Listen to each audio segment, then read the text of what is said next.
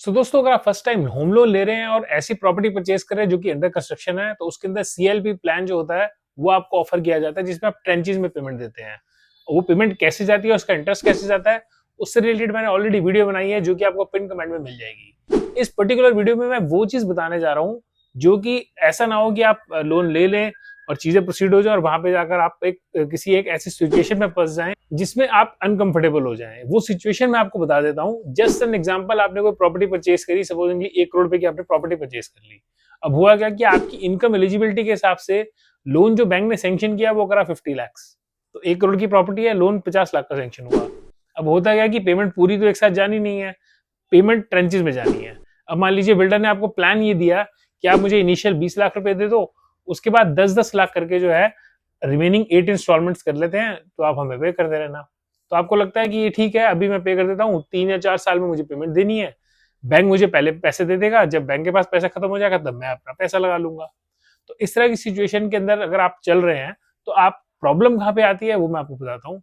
होता क्या है कि आपने लोन 50 लाख का लिया है, पूरी प्रॉपर्टी को कवर नहीं किया है, अभी इमीडिएटली आपने 20 लाख दे दिए, यानी कि 80 लाख अभी देना है। डिफरेंस जो पेमेंट का आ रहा है वो है 30 लाख रुपीज का। अब होता क्या है कि बैंक ड्यूरिंग द टाइम, मान लीजिए बैंक ने क्या किया, 2 इंस्टॉलमेंट पे कर दी और तीसरी इंस्टॉलमेंट बैंक आके रुक जाता है। बैंक कहता है नहीं जी, अब जो डिमांड आई है 10 लाख की, उसमें से कुछ पोर्शन हम देंगे और कुछ पोर्शन आपको देना पड़ेगा। और उस सिचुएशन में आप उस चीज के लिए रेडी नहीं होते हो। उसी चीज को बोला जाता है प्रोराटा।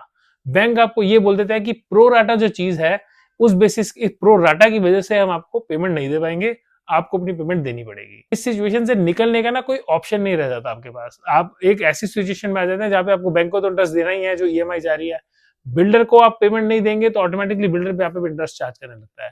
तो इस सिचुएशन में ना फंसे, उससे बचने का तरीका तो यही है कि आपको इस बारे में पता होना चाहिए। इसलिए अगर आप ये वीडियो देख रहे हैं तो इसका मीनिंग ये है कि आप होम लोन के प्रति काफी सीरियस हैं। प्रोराटा निकालने का बिल्कुल सिंपल सा प्रोसीजर ये है कि जो भी प्रॉपर्टी की कॉस्ट है और जो लोन ले रहे हैं उनको डिवाइड करना होता है, यानी कि loan availed divided by the cost of the property. इसी सिचुएशन में अगर हम 50 लाख का लोन है उसको डिवाइड कर देते हैं 1 करोड़ से, तो फिगर आ जाती है 0.5, तो यानी कि 50% की फिगर आ जाती है, यानी कि टोटल प्रॉपर्टी कॉस्ट का आप लोन ले रहे हैं 50%। अब जैसे कि मैंने इनिशियली बताया था कि इनिशियल आपने 20 लाख रुपए बुकिंग अमाउंट दे दी, तो अब बुकिंग अमाउंट देने का सिचुएशन ये होता है कि जो भी पैसा आप अभी इन्वेस्ट कर चुके हैं, अब हुआ क्या कि बैंक ये पहले देखता है कि जितना आप इन्वेस्ट कर चुके हैं उतना बैंक भी इन्वेस्ट करेगा। जैसा इस वाले केस में मान लीजिए इनिशियल 20 लाख है, तो अगली जो 2 इंस्टॉलमेंट्स आएंगी 10 लाख और 10 लाख, वो आपको बैंक दे देगा। और ये जो 2 इंस्टॉलमेंट्स आती हैं, बैंकर्स क्या करते हैं, ये वाली चीज कस्टमर को एजुकेट नहीं करते हैं, और वही होता है कि कस्टमर पहली 2 इंस्टॉलमेंट चलेगी, कस्टमर को लगता है अगली इंस्टॉलमेंट्स भी चली जाएंगी, वहां पे जाके प्रॉब्लम आ जाती है। अब बात आ गई कि थर्ड इंस्टॉलमेंट की। थर्ड इंस्टॉलमेंट जैसे बिल्डर ने 10 लाख रुपीज कॉल किए, वहां पे वही प्रोराटा शुरू हो जाएगा कि आपने 50% लोन लिया है, तो जो भी डिमांड मांगी जा रही है बिल्डर की तरफ से, 10 लाख की डिमांड आई, तो 10 लाख को 50% कर लीजिए 5 लाख, वो 5 लाख आपको देना पड़ेगा, 5 लाख बैंक रिलीज करेगा पेमेंट।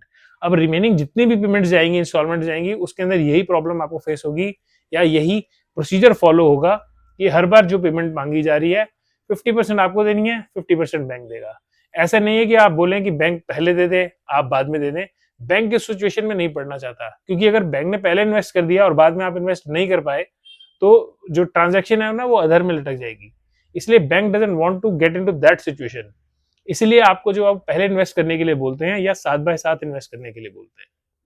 अब इसका सोल्यूशन क्या है? सोल्यूशन एक्चुअली तो कुछ नहीं है, लेकिन कुछ बैंक्स होते हैं जो इस सिचुएशन में थोड़ा सा फ्लेक्सिबल होते हैं। मैं यहाँ पे नाम लूं तो एक्सिस बैंक का मैं नाम लूंगा। उसके अंदर क्या करते हैं वो लोग कि मान लीजिए आप इनिशियल इंस्टॉलमेंट जो आई 10 लाख रुपए की, इसमें से 5 लाख आपको देना था और 5 लाख बैंक को देना था, तो उस सिचुएशन में आप बैंक को रिक्वेस्ट कर सकते हो, जिसमें एक्सिस बैंक इस चीज को एक्सेप्ट कर लेता है कि आप करंट इंस्टॉलमेंट जो 10 लाख की है उसमें आपसे अंडरटेकिंग ले लेता है, स्टेटिंग दैट कि ये वाली करंट इंस्टॉलमेंट जो है वो आप पूरी दे दीजिए, अपना शेयर में अगली इंस्टॉलमेंट में पे करूंगा।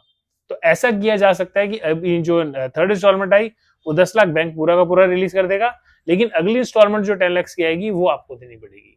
तो ये इतनी सिचुएशन जो है मैनेज की जा सकती है, इससे ज्यादा नहीं, क्योंकि अल्टीमेटली पेमेंट का गैप तो है ही है जो आपको पूरा करना है।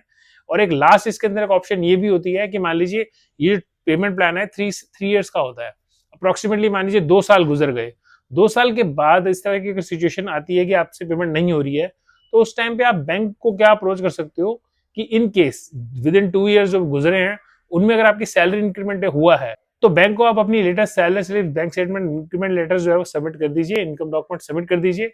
बैंक आपका सेम लोन जो 50 लाख का था, अब अगर आपकी एलिजिबिलिटी बढ़ गई है तो उस एलिजिबिलिटी के हिसाब से लोन इंक्रीज कर देगा, तो ऑटोमेटिकली वो गैप कम हो जाएगा। जो गैप बीच में आ रहा था 30 लाख रुपीज का, मान लीजिए 50 लाख का लोन था, आपका बढ़ा के वो 70 कर देंगे या फिर 65 कर देंगे, तो करंट इंस्टॉलमेंट फिर दोबारा से बैंक रिलीज कर पाएगा।